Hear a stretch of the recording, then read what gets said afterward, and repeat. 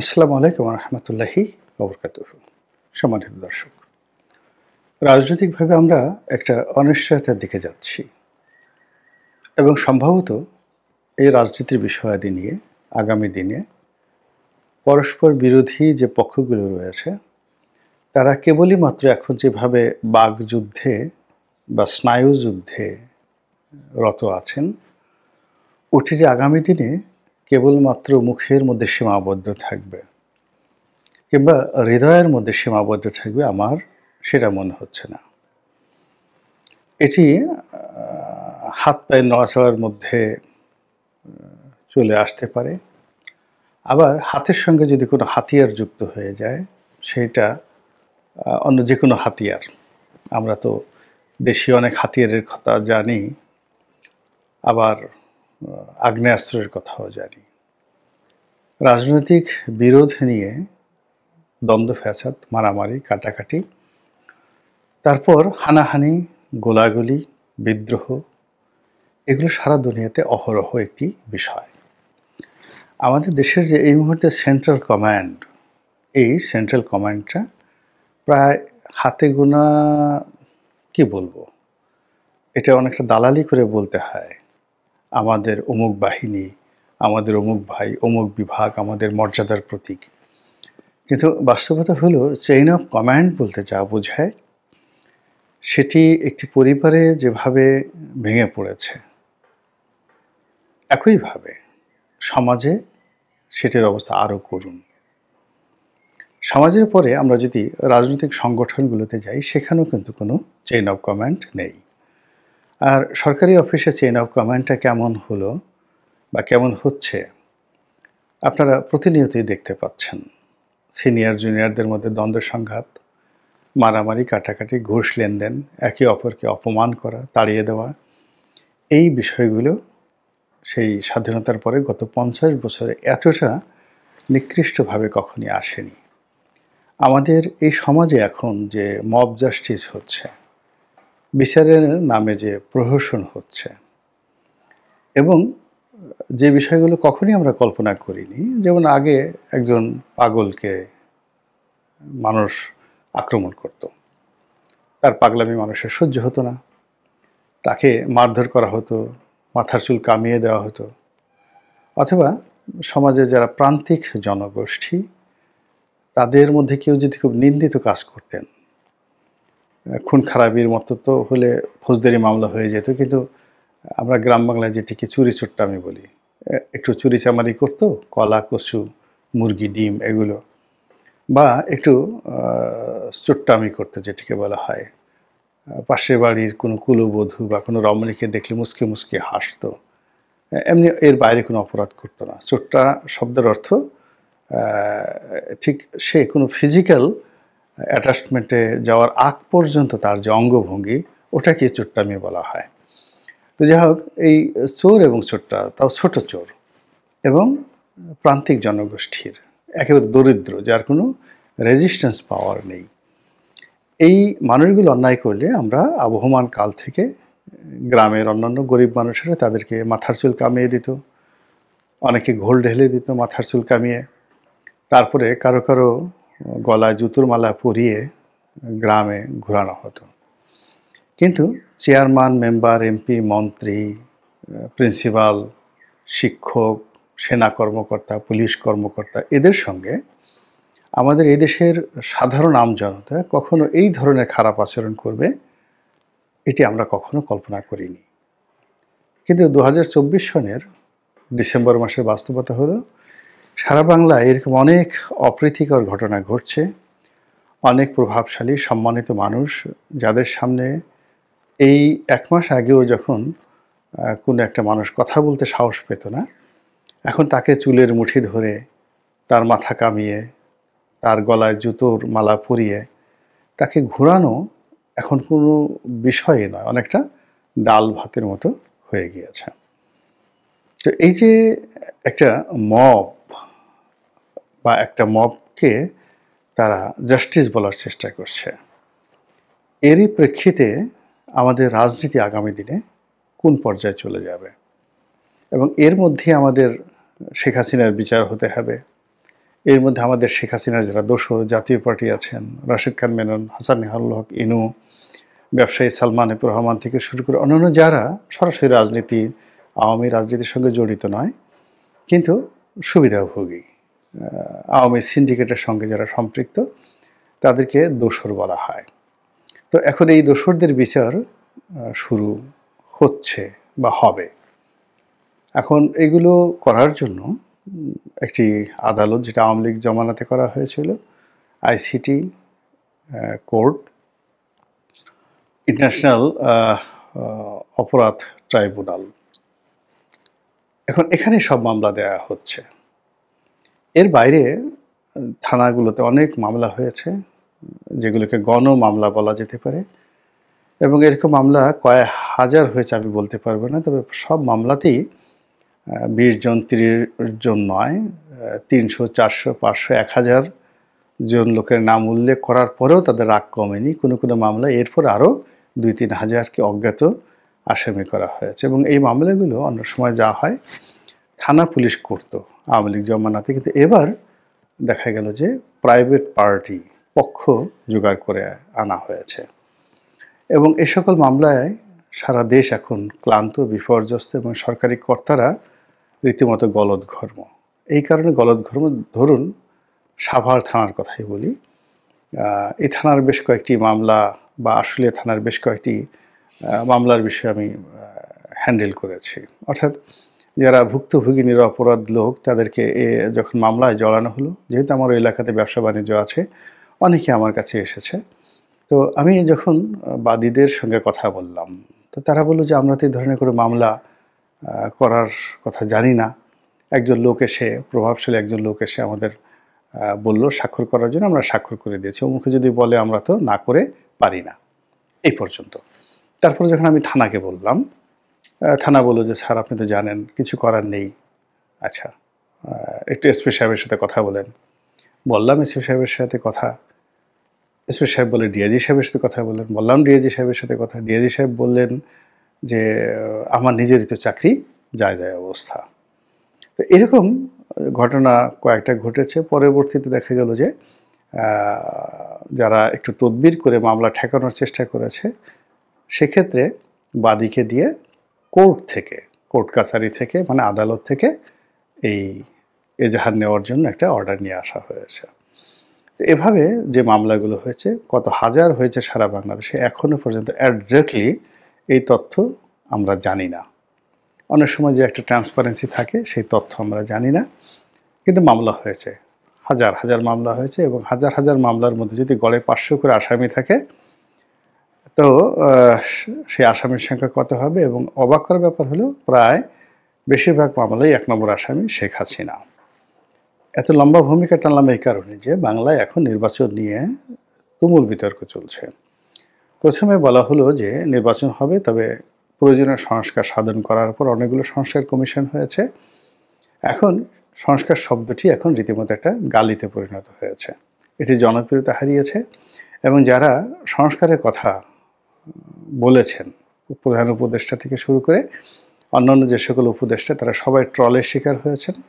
প্রধান উপদেষ্টাকে নিয়ে হয়তো প্রকাশ্যে ওইভাবে কেউ গালাগাল করেনি, কিন্তু যে সকল উপদেষ্টা এই সংস্কারের পক্ষে শুধুমাত্র একটা টু শব্দ করেছেন, তাদের 14 গোষ্ঠী উদ্ধার করে দেওয়া হয়েছে। কে নারী, কে পুরুষ, কে বৃদ্ধ, কে আবাল, কে বনিতা, ডাজ নট ম্যাটার, সবাইকে একেবারে জনাব সেফায়েতুল্লাহ সেফু যেভাবে গালাগাল করেন, ঠিক ওইভাবেই গালাগাল দিয়ে কাউকে ভারতের দোসর, কাউকে রয়ের এজেন্ট, কাউকে স্বাধীনতা বিরোধী চক্র, যে যার মতো করে ট্যাগ লাগিয়ে এদেরকে হতোদ্যম করে দিয়েছে। ফলে এখন সংস্কার আগে হবে, তারপরে নির্বাচন, এই জিনিসটা আপাতত আগের মতো মার্কেটে চলছে না বা মার্কেট পাচ্ছে না। এখন কি করা যেতে পারে? সরকারের হাতে সবসময়ই কতগুলো টিম থাকে, বি টিম থাকে, সি টিম থাকে, ডি টিম থাকে। সরকারের কতগুলো ছায়ার সরকার থাকে, যেমন গোয়েন্দা সংস্থা, ডিজিএফআই, এনএসআই, তারপরে ডিবি, এসবি, এগুলো থাকে। এগুলো আগের সরকারের ছিল, বর্তমান সরকারেরও আছে। এরা পর্দার আড়ালে থেকে বিভিন্ন রকম নড়াচড়া করে। তারা যে এখন করছে না, এ কথা কিন্তু বলা যাচ্ছে না। 2 নম্বর হলো যে রাস্তায় তাদের পক্ষে ঘেউ ঘেউ করার জন্য তাদের অনেকগুলো প্রতিষ্ঠান থাকে, অনেকগুলো ভাড়া করা লোকজন থাকে দেশে এবং দেশের বাইরে। এদের কাজই শুধু সরকারের গুণগান করা অথবা সরকারের কথা মতো, প্রেসক্রিপশন মতো সরকারের সমালোচনা করা, গালাগাল করা। অনেক দেখবেন যে সাধারণ মানুষ যেখানে সে তার প্রতিবেশী একজন সাধারণ লোকের সাথে সে ঝগড়া করতে গিয়ে 10 বার সে জ্ঞান হারায়, কিংবা যে লোক তার ইউনিয়নের চেয়ারম্যানের হাতে গিয়ে মার খায়, মেম্বার তো দূরের কথা চৌকিদারের হাতে গিয়ে মার খায়, তো সেই লোক ঢাকা শহরে প্রেস ক্লাবের সামনে এসে যখন ডক্টর ইউনূসকে গদি থেকে নামানোর জন্য হুঙ্কার দেয়, খালেদা জিয়াকে আবার জেলে পাঠানোর ব্যাপারে খোঁটা দেয়, আর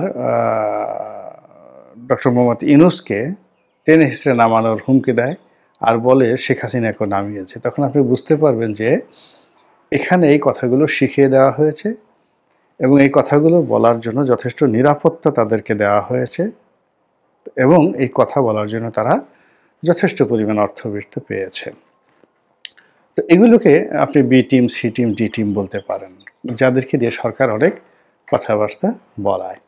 তো সেই দিক থেকে এখন এই মাঠে বি টিম, সি টিম বলবো কিনা জানি না, অনেকগুলো খুচরা খুচরা ছোট ছোট রাজনৈতিক দল, অনেকগুলো রাজনৈতিক মুখপাত্র, অনেকগুলো ব্যক্তি একেবারে সম্মুখ সারিতে চলে এসেছে, যারা আমাদের মূল ধারার যে রাজনীতি কিংবা যারা আমাদের মূল ধারার যে গণতন্ত্র কিংবা ব্যবসা বাণিজ্য কিংবা সমাজের যে একটা ইন্টিগ্রিটি বলতে যেটি বোঝায়, ওই পর্যায়ে তারা এখনো পৌঁছাতে পারেনি, কিন্তু সরকারের আশকারা পেয়ে তারা বেশ শক্তিশালী। তারা এতটা শক্তিশালী, তারা ইচ্ছা করলে গিয়ে এখন আওয়ামী লীগের অফিসে হেগে আসতে পারে, তারা ইচ্ছা করলে 32 নম্বরে গিয়ে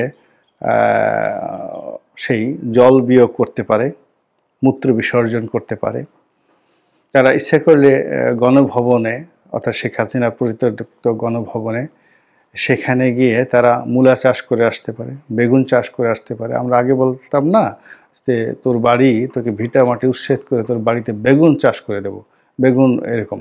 তো এখন শেখ হাসিনাকে উচ্ছেদ করে তার বাড়িতে এখন বেগুন চাষ করে দিয়ে আসতে পারে। এরকম অনেক শক্তিধর লোকের সৃষ্টি হয়েছে যারা মূলত সরকারের মদতপুষ্ট। এরা সব কাজ করতে পারে, তারা কোরআনে তাফসির করতে পারে, তারা গীতার ব্যাখ্যা করতে পারে, তারা সংস্কৃত ভাষা জানে, তারা ইংরেজি ভাষা জানে, অর্থাৎ তারা যা কিছুই বলেন না কেন প্রতিটি জিনিসই সঙ্গে সঙ্গে অমৃত হয়ে যায় সরকারের মধু এবং মেওয়ার কারণে। তো এরকম অসংখ্য মানুষের মধ্যে আমরা সত্যিকার অর্থে আপন মানুষ কারা, সত্যিকার মানুষ কারা এবং কাদের কথায় দেশ চলছে এই জিনিসটা আমরা বুঝতে পারছি না। যখন আওয়ামী লীগ ছিল তখন মনে হতো শেখ হাসিনার কথায় দেশ চলে, শেখ হাসিনা ছাড়া অন্য কেউ দায়ী না, শেখ হাসিনা হাসতে বললে ওবায়দুল কাদের হাসেন, শেখ হাসিনা কাঁদতে বললে ওবায়দুল কাদের কাঁদেন। বিএনপির জমানাতে একই মনে হতো যে বেগম জিয়া যা বলেন তাই হয়, আর হাওয়া ভবন থেকে জনাব তারেক রহমান সাহেব যা বলেন তাই হয়। এই দুটো ভবনের বাইরে তেমন কিছু হয় না।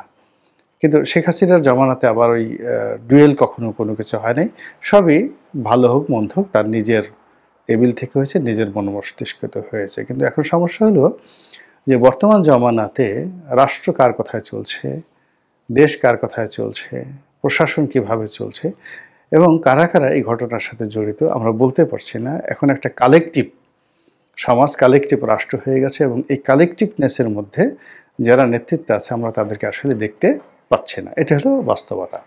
তো এইরকম যাদেরকে দেখা যাচ্ছে না কিন্তু সরকারের উপর যথেষ্ট প্রভাবশালী এবং সরকারের খুবই ঘনিষ্ঠ, তারা এখন B team, C team, D team না এ টিম, এটি সরকার ভালো বলতে পারবে, তারা বলতে পারবে। এখন তাদের বক্তব্য হলো যে শেখ হাসিনার বিচার না করে ইলেকশন হবে না, প্রতিহত করা হবে এবং দরকার হলে ইউনূসের বাসা ঘেরাও করা হবে এবং তাকে গদি থেকে টেনে হেঁচড়ে নামানো হবে। বোঝার চেষ্টা করুন, মানে তারা যদি সরকারি বি টিম, সি টিম হয়ে থাকে এবং তারা যদি ডক্টর ইউনূসকে গদি থেকে নামানোর হুমকি দেন, তার বাসা ঘেরাও করার হুমকি দেন, তাহলে বুঝতে হবে যে এখানে ডাল মেকুস কেলা হয়, এই জিনিসগুলো হচ্ছে। এবং এর মূল বিষয়টা হলো নির্বাচনের বিতর্ক। এখন যারা ক্ষমতা আছেন, আমাদের একজন সিনিয়র রাজনীতিবিদ একসময় কিংবদন্তির ছাত্রনেতা ছিলেন ফজলুর রহমান, ছাত্রলীগের সভাপতি ছিলেন, এখন বিএনপিতে উপদেষ্টা মণ্ডলীর সদস্য। অসাধারণ যুক্তি নিয়ে তিনি কথা বলেন, সাহসিকতা নিয়ে। তো তিনি বলছেন যে ক্ষমতার যে চেয়ারটি এটি তুলতুলে নরম, তুলতুলে নরম। এখানে বসলেই একটা আবেশ এসে যায় শরীরে, মনে হয় ঘুমিয়ে পড়ি, মনে হয় সারাদিন শুধু এই সিংহাসনে বসে থাকি, এখান থেকে আর যেতে ইচ্ছা করে না। তো এই কারণে এই ক্ষমতার তুলতুলে চেয়ারে বসে তারা নানা রকম বাহানা শুরু করেছে। এটা করব, সংস্কার করব, তো পরে ওটা করব, তারপরে শেষে এই মাসে হবে। মানে ওই যে ভূপেন হাজারিকার একটা বিখ্যাত গান, সে বিয়ে করবে না, এখন বর্ষাকালে বিয়ে করবে না এই কারণে, বসন্তকালে বিয়ে করবে না এই কারণে, কার্তিক মাসে বিয়ে করবে না এই কারণে। এর মূল কারণ হলো তার বিয়ে করার কোনো ইচ্ছা নেই। তো এখন সরকার, এখন যারা আছে তাদের ওই তুলতুলে, গদিময়, আবেশময়, যেখানে বসলে ঘুম এসে যায়, এইরকম ক্ষমতার যে চেয়ার, সেই চেয়ারের যে আকর্ষণ, সেই আকর্ষণে তারা এতটা বিমোহিত যে এই মায়া তারা ত্যাগ করতে পারছে না। এই মায়ার জন্য শেখ হাসিনা সেই 15টা বছর সারাটা বাংলার 18 কোটি মানুষকে তছনছ করে ছেড়ে দিয়েছে। তো সেই মমতা তারা ছাড়তে পারছে না বলে ফজলুর রহমান সাহেব তার বক্তব্য দিয়েছেন। এটা আমার বক্তব্য নয়। তো আমি যেটা বলছিলাম যে এই যে এখন শেখ হাসিনার বিচার হবে, তারপরে ইলেকশন হবে, তারপরে অথবা ইলেকশন আগে হবে, ইলেকশন আগে হবে, শেখ হাসিনার বিচার পরে হবে, এটা এক পক্ষ বলছে। এখন এই দুটো পক্ষকে আপনি পরস্পর দাঁড়িয়ে যেভাবেই সমালোচনা করেন না কেন, আলোচনা করেন না কেন, এটার যে একটা কনক্লুশন, এই কনক্লুশনটা হলো যে সবাই ক্ষমতায় যেতে চায়, আর সবাই যারা আছেন ক্ষমতায় থাকতে চান। আর সেই ক্ষমতায় থাকা এবং না থাকার মধ্যে কখনো সংস্কার বা কখনো শেখ হাসিনার বিচার যেভাবে আনা হয়েছে, তাতে করে ক্ষমতায়ও থাকা হবে না, ক্ষমতায়ও আসা হবে না, আর বিচার যেভাবে বলছেন সেই বিচার সেভাবে করাও হবে না।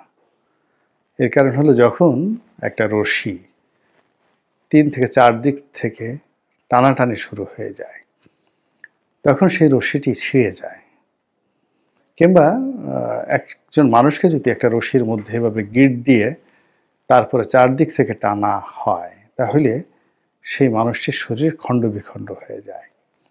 এখন নির্বাচনকে কেন্দ্র করে আমরা যেভাবে রশি টানাটানি করছি, যেভাবে কথাবার্তা বলছি, তাতে আর যাই হোক না কেন নির্বাচনের যে রোডম্যাপ এটি অক্ষত থাকছে না। আর এই অক্ষত না থাকার কারণে যে বিস্তারটি একেবারে অবশ্যম্ভাবী ছিল শেখ হাসিনার, এবং যেটি করার জন্য জনমত ছিল, কিন্তু আমাদের এই ব্যর্থ চাণক্য নীতির কারণে আমরা এই বিচারটিও সঠিক সময় করতে পারবো বলে আমার কাছে মনে হচ্ছে না। মহান আল্লাহ আমাদের সবাইকে হেদায়েত দান করুন এবং হেফাজত করুন। আসসালামু আলাইকুম ওয়া রাহমাতুল্লাহি ওয়া বারাকাতুহু।